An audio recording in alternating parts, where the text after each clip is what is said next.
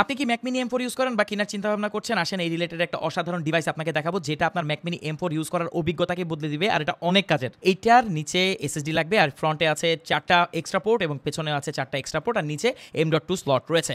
চলেন এখানে যে রাবারটা সেটাকে একটু দেখি কিভাবে এটার উপরে বসবে। M4 টাকে এত সুন্দরভাবে রাখবে, হোল্ড করবে মনে হবে যে এটাই এটার একটা অংশ, বাট অ্যাকচুয়ালি কিন্তু জিনিসটা না। আবার হিট সিঙ্কও দেওয়া আছে। সো নিচের এনক্লোজারটা একটু হিট হলেও কিন্তু আপনার M4 এটা কোনো এফেক্ট ফেলবে না।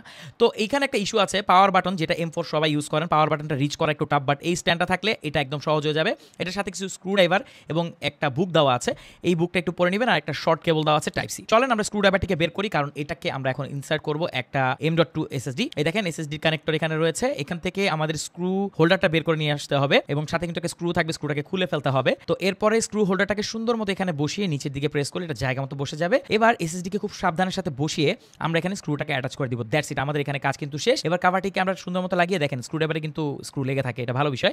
তো স্ক্রুটা লাগিয়ে ফেলেই আমাদের কাজ কিন্তু ডান। দেখেন এটা সুন্দরভাবে এখন সেট করব, সুন্দর ব্লেন্ড হয়ে গেল কিন্তু।